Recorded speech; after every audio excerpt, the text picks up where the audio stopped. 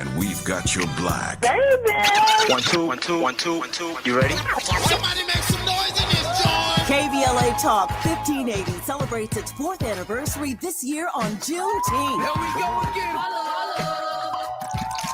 Hard to believe 4 years has gone by so fast. Oh my God! But here we are, still standing, still loving and serving our people as best we can. Yeah, that's what I'm talking about. To celebrate our 4th anniversary, we have 4 big events, and you're invited to all of them. She got a lot to say. Let's do this. Let's get it on. On Wednesday, June 18th, we go live on C-SPAN for the 2nd consecutive year with our Climate Justice plus Black Health Symposium. Tavis Smiley will moderate an all-star panel of thinkers and influencers as we continue our vitally important climate justice work. Hey, Tavis Smiley, talk about. On Thursday, June 19th, you're invited to join us as we celebrate Juneteenth and our 4th anniversary. There will be plenty of food, fun, great music, good vibes, and all of your favorite KBLA Talk 1580 hosts will be there. Yeah, man. Took the beat. On Saturday, June 21st, there are 2 big events you're invited to attend. I can't wait to hear it. This year, KBLA Talk 1580 continues its annual partnership with the Empowerment Congress for a community celebration and dialogue to educate, engage, and empower. This year's theme is resilience in the face of chaos. Can't wait to see what's up next. Y'all ain't ready for this. And new this year is our State of Black Women in Los Angeles Symposium, moderated by Dominique DePrima, with a luncheon to follow. Dominique will be leading a dialogue with some of the most impactful Black women leaders in Los Angeles, and you're invited to join. This is it. All of these events are free, but seating is limited, so you must register in advance at our KBLA1580.com website, where you can find all the details you need about each event. Check it out. It's our 4th anniversary, and we would love to celebrate it with you. I love you guys so much. There's nothing you can do about it. We're KBLA Talk 1580. The only black talk radio station west of the Mississippi. Thank you for having our black. Happy anniversary, KBLA! Love you. Love you.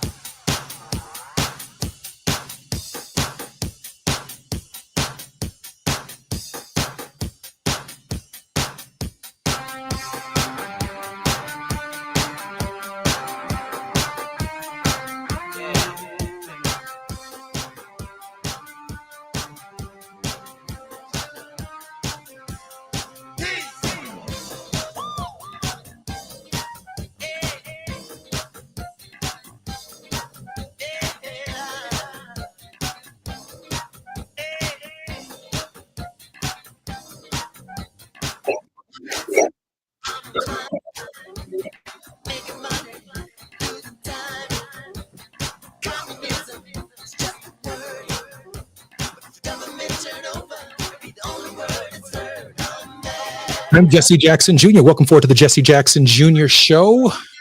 Welcome to Wealthy Wednesdays, the politics of our faith, with Reverend Dr. Sheridan Todd Yeary, JD, a man who really needs no introduction on our program. He is our regular 1 foot in the pulpit, 1 foot in the courtroom, and 1 foot in the behind of this administration. Today, we seek to answer the theological, the political, the moral, the sociological, the cultural, the spiritual, the financial, the cosmological, the psychological, and the existential question raised by the late Marvin Gaye. Dr. Yeary, what is going on? Man, let me just tell you that after you dropped all of those heavy words, I was like, I'm so glad you ended up at what's going on, because I was like, I can't keep up with all of that. Hey, what's going on, man? Marvin must have been thinking about it all, brother. Listen. Marvin was a prophet. Do not get it twisted. And the reality is that we are so conflicted today with what's going on from this government that we've got to be not just scratching our heads, but probably shaking them too. First, this morning, the administration indicated that it was withdrawing its role in the pursuit of consent decrees against the Louisville Metro Police Department and the Minneapolis Police Department as a result of the racial reckoning moment after the death of Breonna Taylor and George Floyd.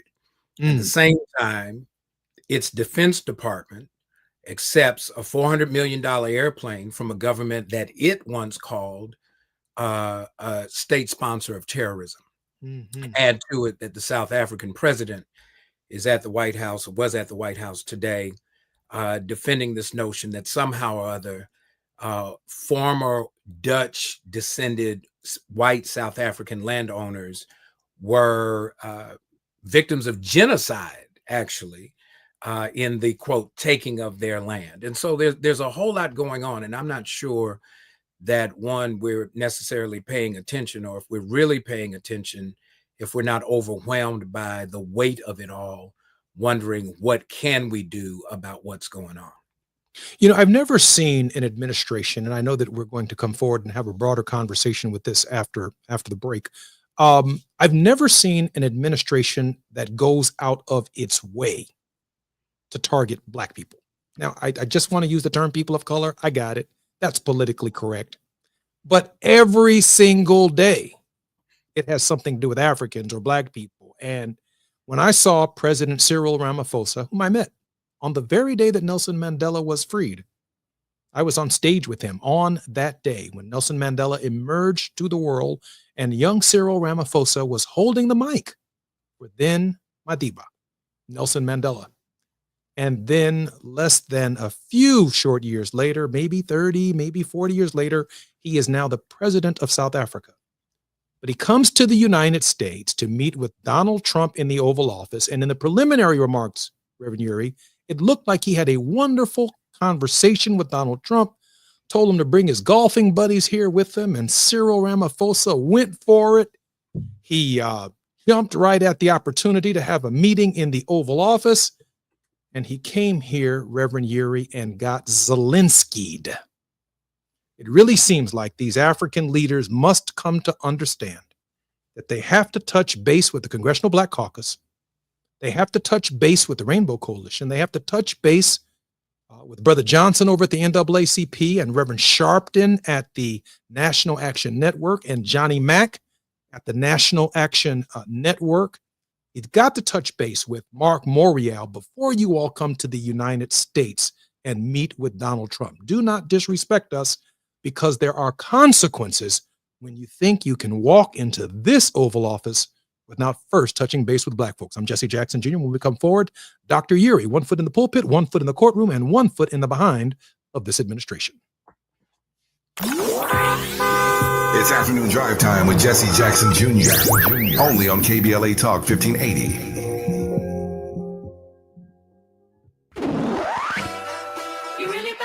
40 acres and a mule, this is bigger than the music. You really about to do it? Yeah, they tried to rig the game, but you can't fake influence. Who among us doesn't like Black music? But Kendrick is right. This moment is so much bigger than music. These are serious times. We've got serious problems, and we need serious people who understand that slogans are not solutions. When you want substantial and sober analysis about things that matter to you and the ones you love, this is where you turn. We're KBLA Talk 1580, and we've got your black. It's me, Olay Indulgent Moisture Body Wash. I see those dry elbows, baby. But don't worry, get moisturized right in the shower. So hydrated you can skip the lotion after. Don't want to see it dry no more. Skin so moisturized with body wash. Look at you now. No more dry skin. Your skin gets the moisture it craves with Olay Indulgent Moisture Body Wash. Small businesses are the heart of America. But you don't have to go it alone. As the nation's largest nonprofit resource of expert business mentoring, SCORE has helped millions of entrepreneurs build their businesses for free. Get the connections, education, and guidance you need with SCORE.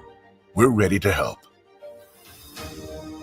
Find a mentor today at score.org. Now back to more of Jesse Jackson Jr. on KBLA Talk 1580.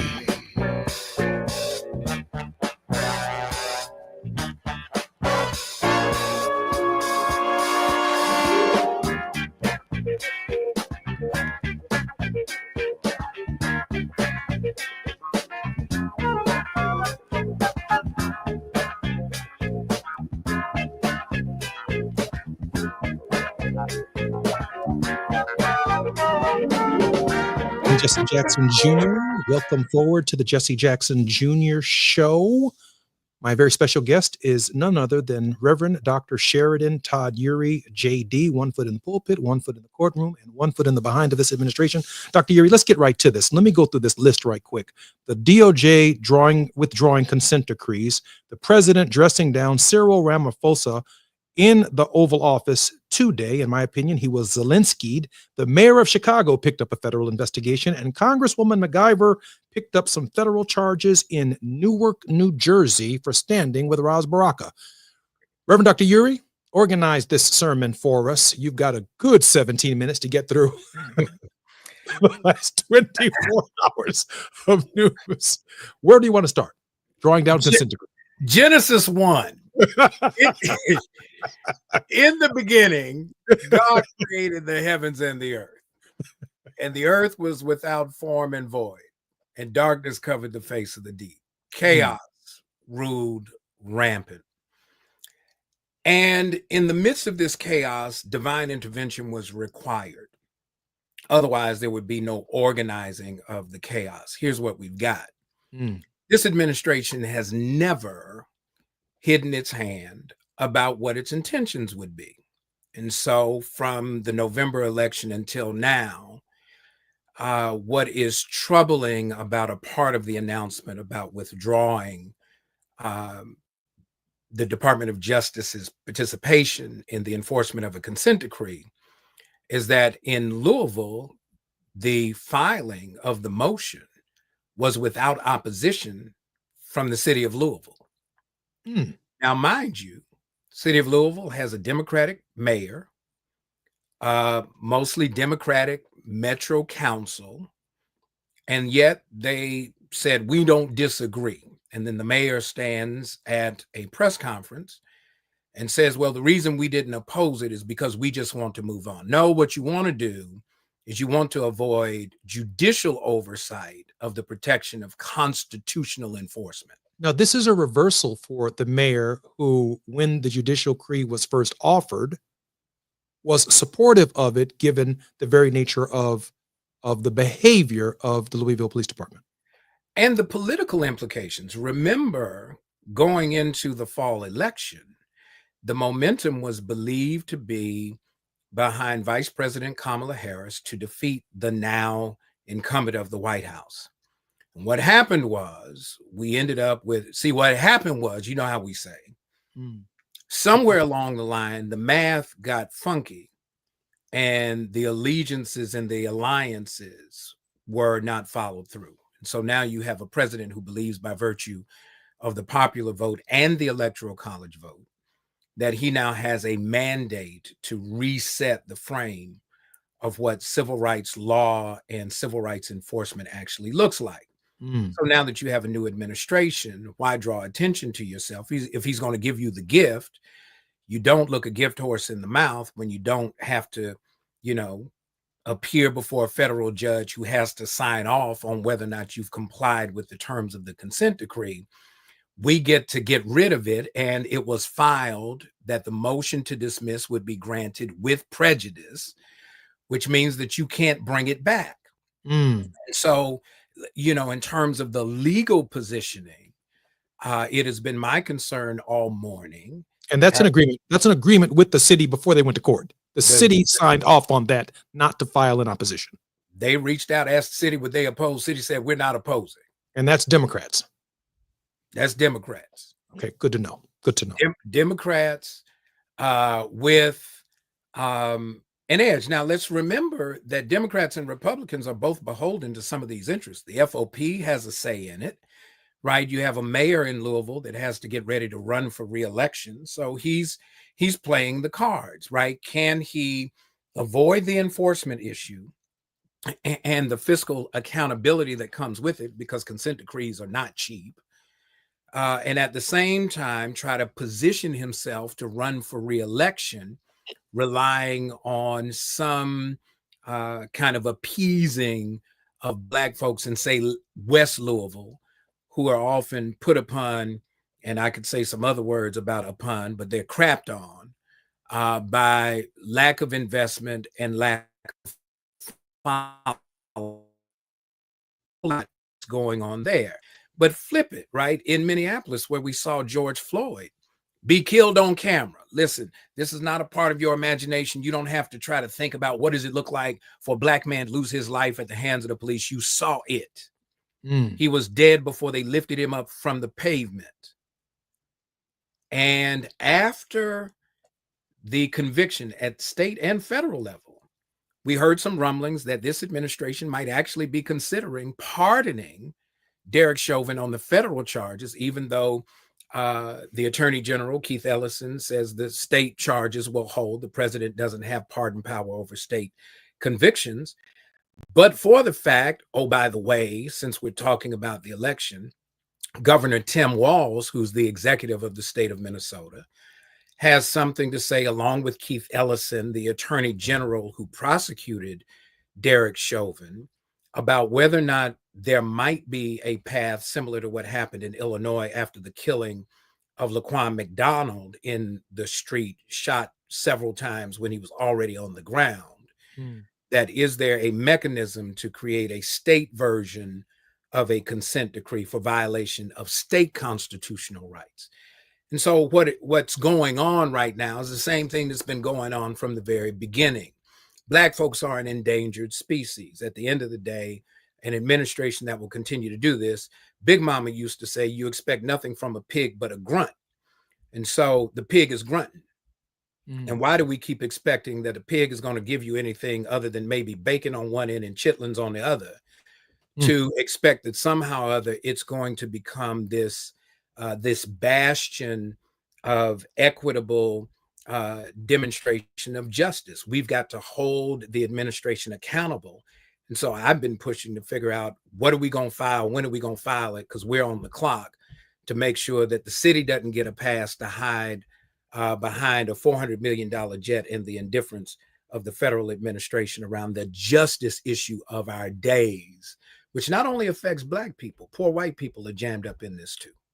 I think we ought to hear. I'd really be great to hear from our people in Louisville, the NAACP, the Urban League, Black Lives Matter.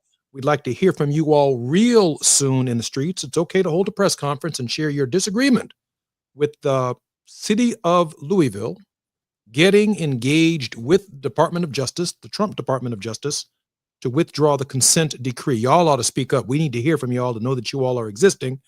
Let me move on now, if I might, Dr. Uri, to the president dressing down Cyril Ramaphosa in the White House. Yeah, you invite the president of a country where the current Democratic profile was done in spite of the United States participation, not because of. The current constitutional framework in the Republic of South Africa was based on the outcome of the Freedom Charter that was established at the Freedom Congress in 1955, the year after Brown versus Board of Education had been ruled upon in the United States. And though Madiba, Nelson Mandela, the beloved ancestor, was not permitted to attend that day, they came up with a framework and they held fast to those principles until the opportunity to change the constitutional framework was put in place. But remember, under the apartheid system, there were absolute prohibitions against landowning, access to the courts, the same kind of things that we saw in the United States. Well, why would that be the case? Because they based the apartheid framework off of what they learned from the aftermath of Plessy versus Ferguson in the separate but equal era in the United States.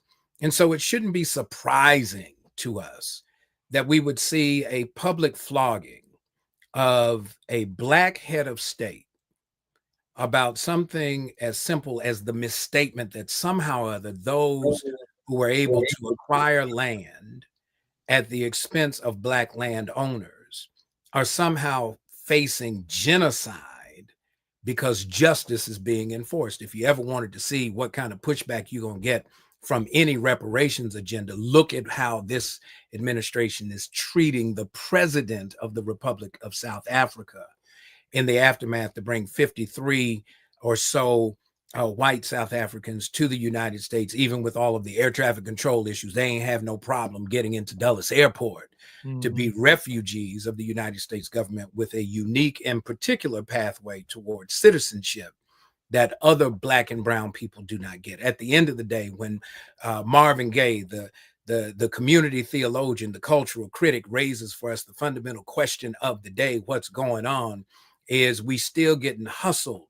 And after a while, we should be not only enraged, but outraged about what's going on, and determine for ourselves, not just a justice that applies to us, but a justice that applies writ large. That's who we are at our core, that we're not just going to sit idly by and watch this whole thing go down and not have anything to say about it. You know, Reverend Yuri, let me add to this that I have some experience in this realm, having served in the Congress of the United States for almost 20 years, about how Africans see us and how we see Africans. African leaders get on their private planes, their state paid for planes. They fly to New York for the United Nations. The Secret Service meets their aircraft. They are escorted around the city.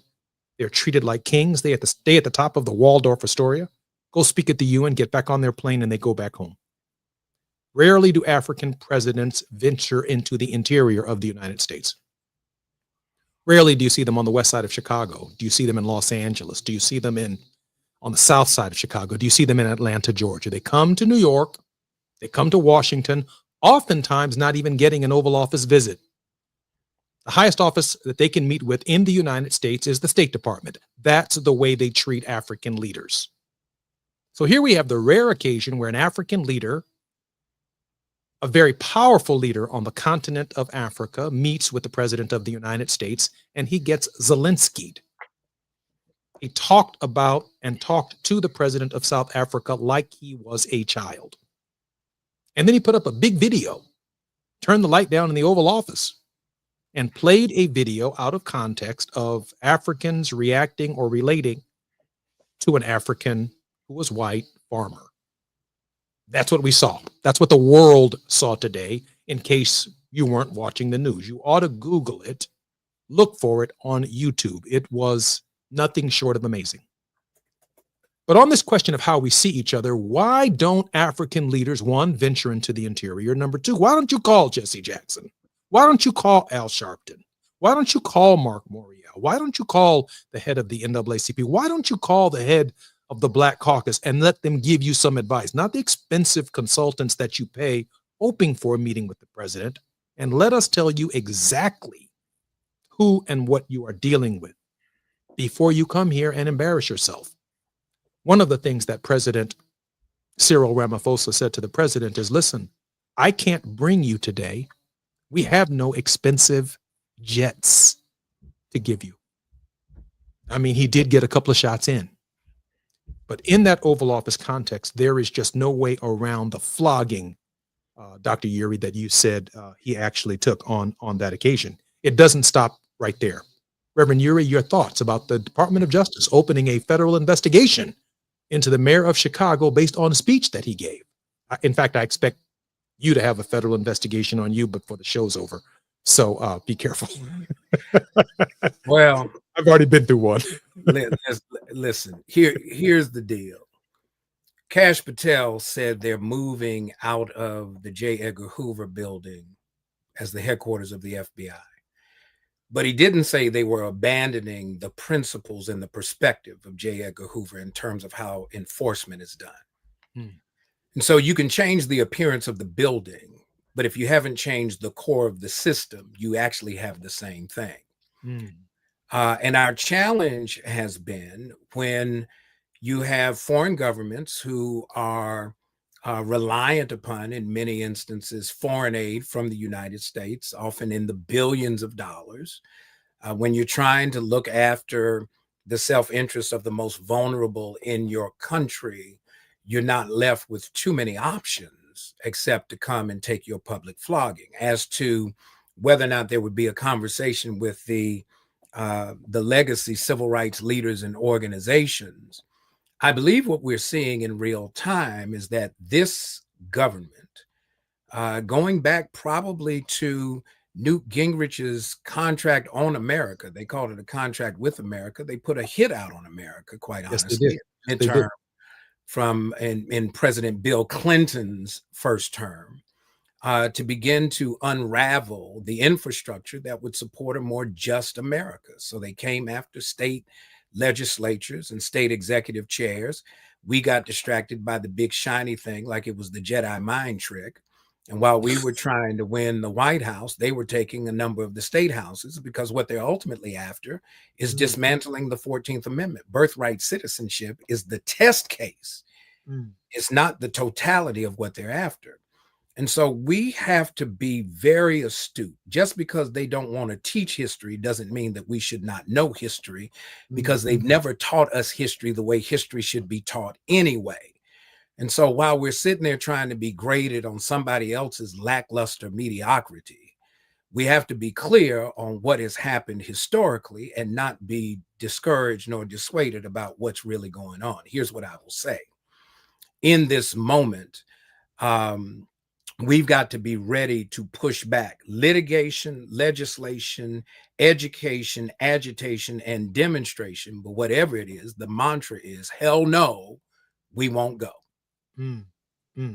Reverend Uri, I'm Jesse Jackson Jr. This is the Jesse Jackson Jr. Show. When we come forward, Reverend, I want to discuss the arrest, if you will, of Ras Baraka, and then the subsequent charges filed against Congresswoman MacGyver in Newark, New Jersey. And I want to get to the bottom of some of this targeting of African-American elected officials across the country. I'm Jesse Jackson Jr. When we come forward, you'll be listening to the Jesse Jackson Jr. Show with Reverend Dr. Sheridan Todd Uri, JD. It's afternoon drive time with Jesse Jackson Jr. Only on KBLA Talk 1580.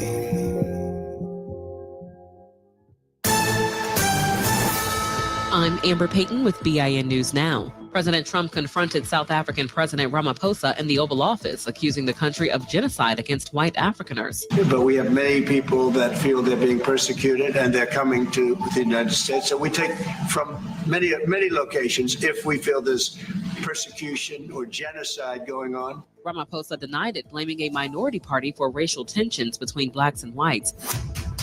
Taylor Toronto, arrested near former President Barack Obama's home in 2023, has been found guilty of gun charges and making a hoax bomb threat. He was live streaming outside of Obama's home, making disturbing comments. Toronto was also tied to the Capitol riot, but pardoned by President Trump earlier this year.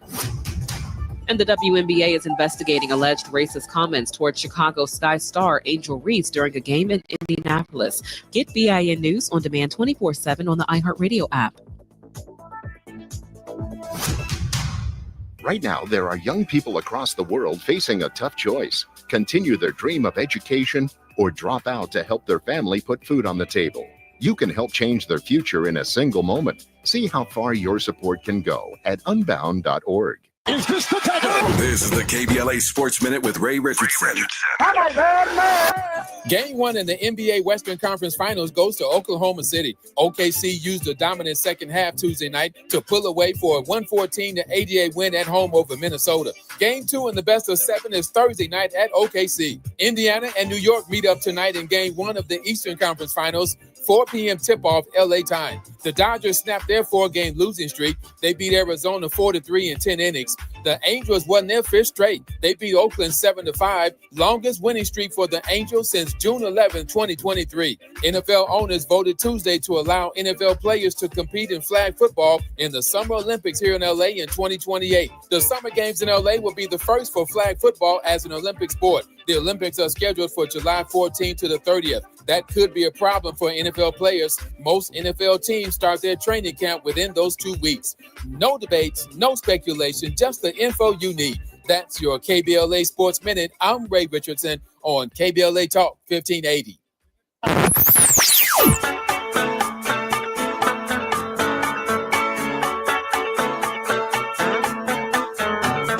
This is KBLA Talk 1580. Talk radio that's music to your ears. We're unapologetically progressive. KBLA Talk 1580. We've got a lot to talk about. Hi, I'm Zoe Williams, aka the Voice of Reason, encouraging you to join me weekdays from 7 to 9 p.m. for the world's most intriguing relationship radio roundtable. Every night, I facilitate and encourage our loyal listeners to participate in the most engaging relationship discussions you'll hear anywhere. So make it a point to rendezvous with me, Zoe Williams, the Voice of Reason, Monday through Friday, 7 to 9 p.m. Pacific Standard Time. Trust me, your relationships will never be the same. The VOR is on fire tonight. Unapologetically progressive. KBLA Talk 1580. We've got your black. 1 2 1 2 1 2 1 2. You ready? Somebody make some noise in this joint. KBLA Talk 1580 celebrates its 4th anniversary this year on Juneteenth. Here we go again. Hard to believe 4 years has gone by so fast. Oh my God. But here we are, still standing, still loving and serving our people as best we can. Yeah, that's what I'm talking about. To celebrate our 4th anniversary, we have 4 big events, and you're invited to all of them. She got a lot to say. Let's do this. Let's get it on. On Wednesday, June 18th, we go live on C-SPAN for the 2nd consecutive year with our Climate Justice plus Black Health Symposium. Tavis Smiley will moderate an all-star panel of thinkers and influencers as we continue our vitally important climate justice work. Hey, Tavis Smiley, talk about. On Thursday, June 19th, you're invited to join us as we celebrate Juneteenth and our 4th anniversary. There will be plenty of food, fun, great music, good vibes, and all of your favorite KBLA Talk 1580 hosts will be there. Yeah, man. Took the beat. On Saturday, June 21st, there are 2 big events you're invited to attend. I can't wait to hear it. This year, KBLA Talk 1580 continues its annual partnership with the Empowerment Congress for a community celebration and dialogue to educate, engage, and empower. This year's theme is resilience in the face of chaos. Can't wait to see what's up next. Y'all ain't ready for this. And new this year is our State of Black Women in Los Angeles Symposium, moderated by Dominique DePrima, with a luncheon to follow. Dominique will be leading a dialogue with some of the most impactful Black women leaders in Los Angeles, and you're invited to join. This is it. All of these events are free, but seating is limited, so you must register in advance at our KBLA1580.com website, where you can find all the details you need about each event. Check it out. It's our 4th anniversary, and we would love to celebrate it with you. I love you guys so much. There's nothing you can do about it. We're KBLA Talk 1580. The only black talk radio station west of the Mississippi. Thank you for having our black. Happy anniversary, KBLA. Love you. Love you. At the tone, please record your message. You ready? Drop it. Mr. Tavis Smiley, preach it. Thank you, man. Politics in this country is crazy. You put things in perspective that even I didn't. The right is playing fast and loose with facts and scapegoating everyone under the sun, especially black and brown people. As a white man, I do not agree with this, and I am on my black and brown brothers and sisters' side. Fight the good fight. You know that I am part of the resistance. Let's fight the power. Our freedom of speech is freedom of death. We got to fight the powers that be. KBLA Talk 1580. We've got your black. You're listening to Jesse Jackson Jr. on KBLA Talk 1580.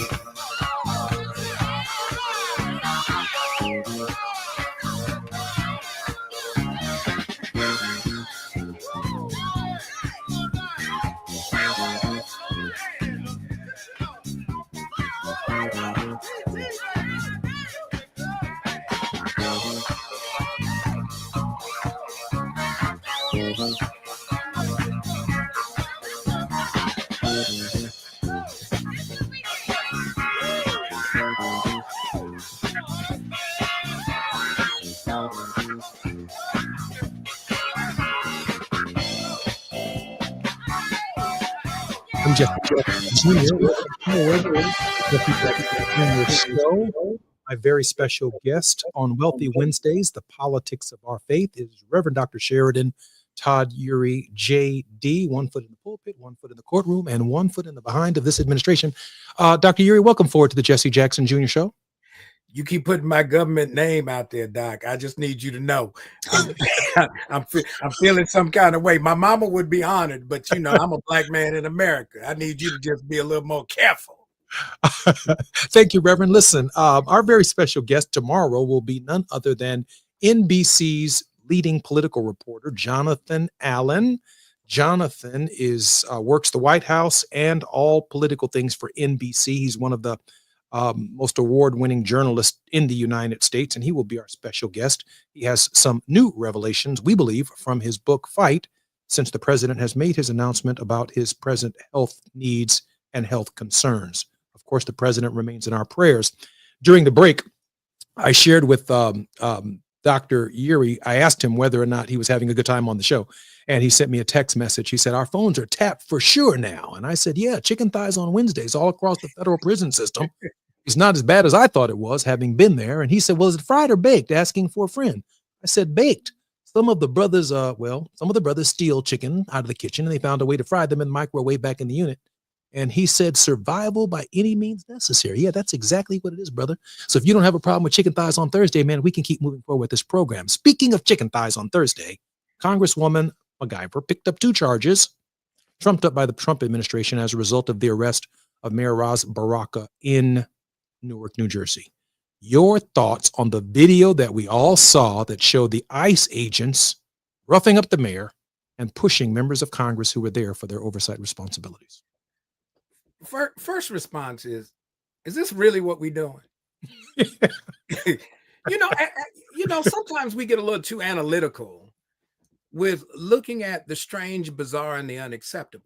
Is this really what we're doing? We're going to come up with some charges that can't stick because they've already dropped the charges against the mayor. Mm-hmm. You're a former member of Congress. You know that you have certain authority as a member of Congress to conduct oversight over federal facilities. The Congresswoman was operating in that oversight, and then to charge them. I'm trying to figure out now, what are we charging? Here's the charge. Let me give you what they've been charged with. They've been charged with Negro, stay in your lane. Let's just be real clear on what this moment is. We don't have time to go through the touchy-feely. Let's think about what this is. Listen to me. At the end of the day, you have the president of the Republic of South Africa having to watch a movie at the White House, just like Woodrow Wilson showed Birth of a Nation. Wow. Let's just be real clear on what this is. This is a warning sign. This is the shot across the bow that the old America is reemerging. That's what it means to make America, quote, great again. And so when we think about this mantra and at whose expense this return to American greatness is going to be accomplished, what's the first thing that's happening? He's dismantling the federal government, and federal employees are being disrupted, recognizing that historically, Black and brown people had been excluded from public employment. A lot of the Black middle class has been grounded in the ability to have access to jobs for which, oh, by the way, we were more than qualified for, but never had the opportunity to pursue, so that this government could function more equitably, right? So when we look at this whole thing, what we see in New Jersey, it's to taint Ras Baraka's pursuit to run for governor. It's to discourage dissent in another way in terms of oversight from members of the Congress. And the other side is look, at the end of the day, look, I practice in the criminal legal system.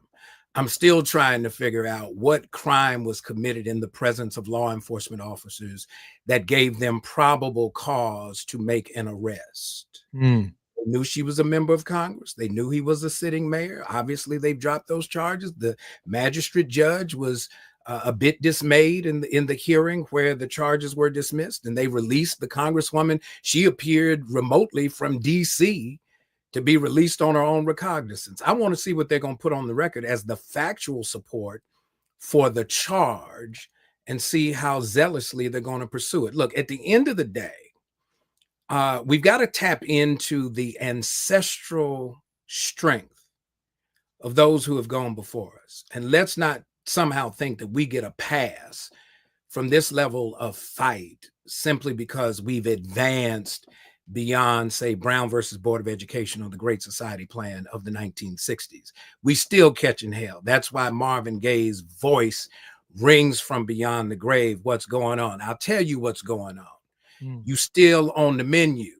And until you reposition your place in the process of engaging a government that is still not clear on the meaning of justice, then you're going to continue to be on the menu, probably on the endangered species list. Let me try and draw a line here, and you tell me if I'm wrong. I'm 60 years old, so I remember when Marge shot, I believe, the owner of the Cincinnati Reds. I think it was. She said, "These athletes out here are my $1 million niggas," and they suspended her from baseball. I remember not very long ago when Colin Kaepernick took a knee over George Floyd, racial injustice, Breonna Taylor, Trayvon Martin, all of the above. And when they kicked him out of the football league, essentially blackballing him, it came out that Tom Brady has taken a knee for women having either abortion against pro or against abortion. I can't remember specifically what it was, but a straight line, right? And now I see the dressing down of an international leader. I see the arrest of an African-American congressman. I see a federal investigation on the mayor of the city of Chicago.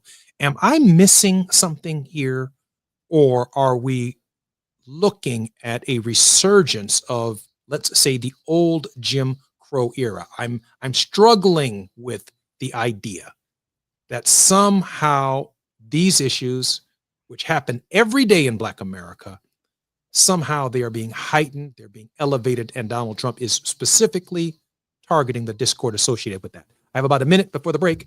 We're going to come back and talk about that big, beautiful bill and our word of hope, but give me your thoughts right quick. Have I missed something?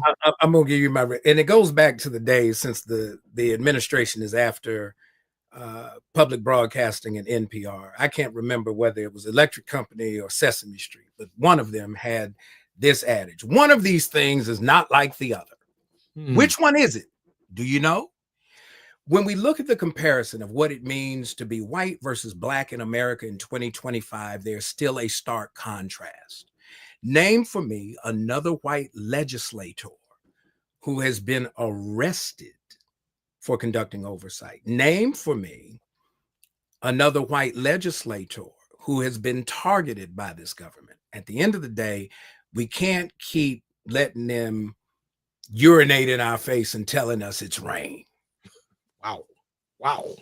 1 foot in the pulpit, 1 foot in the courtroom, and 1 foot in the behind of this administration. And don't leave out that Kristi Noem was in a congressional hearing this week, and she did not know, that's the head of Homeland Security, she did not know what habeas corpus was. I'm Jesse Jackson Jr. When we come forward, we're going to talk about that big, beautiful bill and a word of hope from Reverend Dr. Todd Eury. While you're stuck in traffic, we can at least bring you up to speed on the news of the day. You're listening to Jesse Jackson Jr. only on KBLA Talk 1580.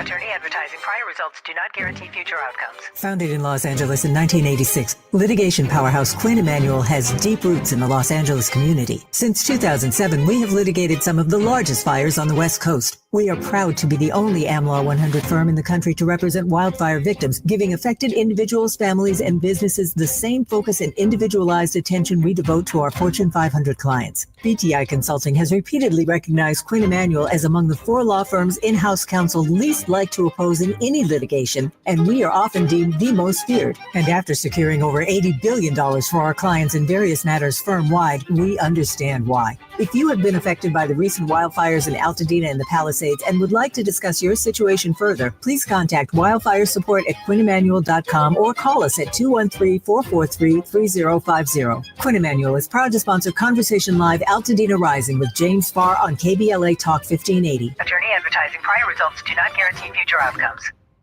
We all hear the radio ads about the IRS. They tell you to be afraid, to be scared, and they try to frighten you into calling. I'm not here to do that. Tax Relief Advocates is different. TRA is here to tell you that if you owe money to the IRS, whether it's $5,000, $50,000, or $500,000, we have a solution. It doesn't matter if you're sitting in your car, at work, or with your kids. No matter where you are, call now. 800-550-9651. Don't lose hope. TRA can eliminate or reduce what you owe to the IRS. Generous programs are now available that can give you a fresh start. Our passion is taxes and helping individuals fix their IRS problems. We have over 1,000 5-star reviews on Google and an A+ with the Better Business Bureau. You don't need to be afraid of the IRS any longer. End your tax nightmare today by visiting us online at TRA.com or call 800-550-9651. That's 800-550-9651.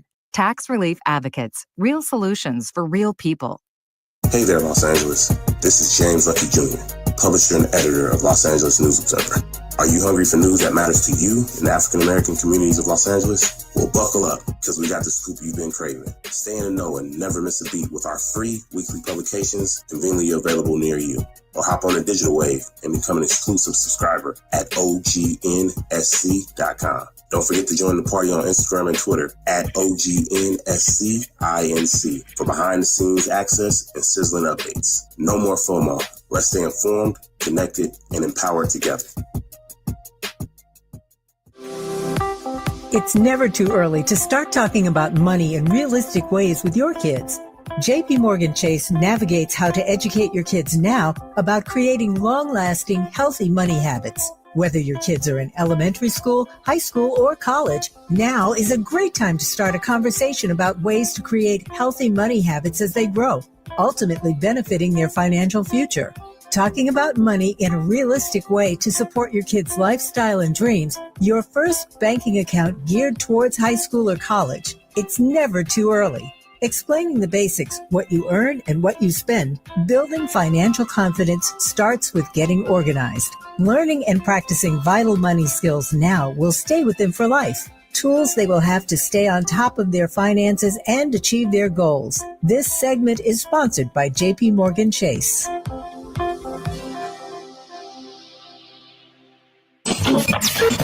After nearly 20 years in Congress, he knows how to get at the issues that matter the most to you. Every day, he takes a deep dive into politics, social justice, and the stories that shape our community. This is where prominent people unpack perplexing problems. Unfiltered, unapologetic, unmissable. You're inside the Jesse Jackson Jr. Show on KBLA Talk 1580.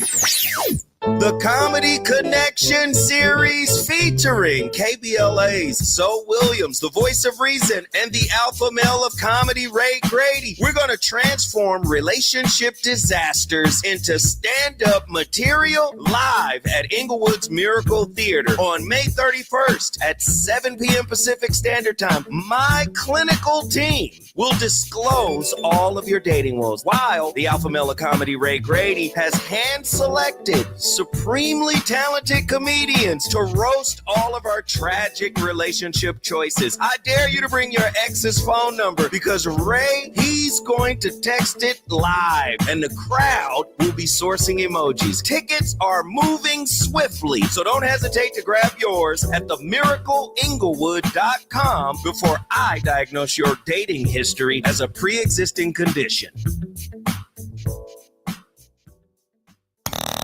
Now back to more of Jesse Jackson Jr. on KBLA Talk 1580.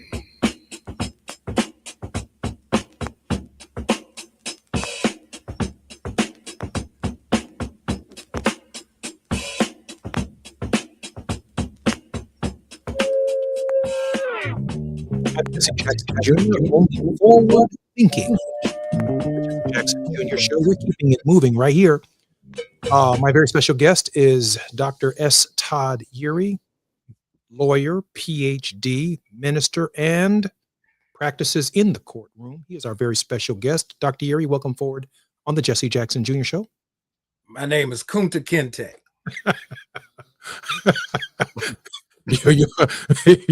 I appreciate knowing how strong you are, brother, because he ended up going by Toby. I understand. It cost him some things. Yeah, a couple of toes. Hey, check this out right here. Before we go to the big, beautiful bill, And before we close on a word of hope, Barbara Jean on our Facebook page says, Jesse Jr., it's not chicken thighs on Wednesdays, it's chicken thighs on Thursdays. Now, I learned something about Barbara Jean today that I didn't know. She knows when they serve chicken in federal prison. Barbara Jean will have an offline conversation. Reverend Yuri, Donald Trump and the Republicans in Congress are trying to pass a big, beautiful bill, which includes an increase of $150 billion in the Defense Department. For the first time in the nation's history, the defense budget will soar past $1 trillion while cutting hundreds of billions of dollars from Medicaid and other critical programs. It includes billions of dollars for Donald Trump's border wall. His big bill, his big, beautiful bill, is everything he ran for as president of the United States. Your thoughts on how devastating this legislation could be and what it represents for the poor versus the very wealthy. As our dear sister has gotten us straight on the meal schedule, what is clear is that dark meat is on the menu. I don't care whether you fry it or whether you bake it, the thigh is still a thigh. And so this big, beautiful bill to kind of go after a golden dome after you, and you can spend all this money, but you can't buy your own airplane. I'm trying to figure out how that works. You'll take it as a gift, but then you'll punish everybody else. And at the same time, plan for the 250th year anniversary of the establishment of the United States Army, have a parade that is going to cost upwards of about $45 million. But you and your cronies are talking about how you're going to cut benefits for elderly and poor people. See, something about this stands in stark contradiction to this notion that the religious right believes that somehow or other this is a God-ordained moment. The book tells us that God is not mocked. I don't care how much you invoke God's name. I don't care how many times you try to quote a scripture because you memorized it. Don't get it twisted. There is a difference between Simon Peter and the 7 sons of Sceva. One became the Pope, the other became a parody because they played with the word of God. And so this administration that is playing with the ultimate power of the universe at the expense of God's people needs to understand that at the end of the day, it's not us that you really need to be wary of, but it is our God. Play if you want to. You can come get us. But at the end of the day, if it's between you and God, if I had to make a bet, if God was taking bets, my money's on him, her, whatever we want to call it, whatever gender you want to assign. Here is the problem. The fundamental problem is not what is God going to do, what we going to do. We're watching this. He playing with us. Look, at some point in time at the family reunion, we get indignant with behavior like this. And we got to make sure that we're no longer going to get punked, pimped, played in the process. We're going to fully engage, and we're not going to get into this back and forth. A. Philip Randolph Challenger, you know, the whole myth of going to FDR and saying he was making demands on behalf of working people. And FDR allegedly said, make me. Well, let's make them. And stop playing. I'm fairly confident that by next week, our show will be broadcast from Toronto, Canada, banned in the United States of America. We may be in Canada. I'm not telling you how I'm getting there. I'm just telling you. Our producer says Toronto. I'm thinking British Columbia somewhere, but she's like, that's too far west. We're heading to Toronto. Reverend Dr. Yuri, we have a few more moments before the end of our program. We always close this hump day on a word of hope. Your thoughts? Here's what I will say. Everybody take a deep breath. Do not push the panic button. I don't care how appealing it is. We come from good stock that have had to endure tragic scenarios like the ones we face right now. But if I were to invoke the scripture that I rely upon to proclaim good news to my congregation every Sunday, I leave you with this. As the new Pope has been installed and he invokes the legacy of the first Pope of the Universal Church, Peter, In that regard, the Apostle Paul, from that same generation, tells us that God is still at work. In all things, God works for good for those who love God and are called according to God's purpose. Don't lose sight of what drives us. Don't lose sight of what motivates us. Don't take your eye off the prize, and whatever you do, don't back down. Don't fall down. Don't bump your head. Don't do no drugs. Don't fall out. Don't flip out. Don't freak out. Stay focused. Because at the end of the day, no weapon formed against us will prosper. I believe that, Dr. Uri. I believe it with every core molecule within my being, that we are on the side of God. And that when we measure it against the backdrop of history, it is almost impossible to reflect upon how we made it over without God, without the involvement of a divine intervention. In our best days, He's there.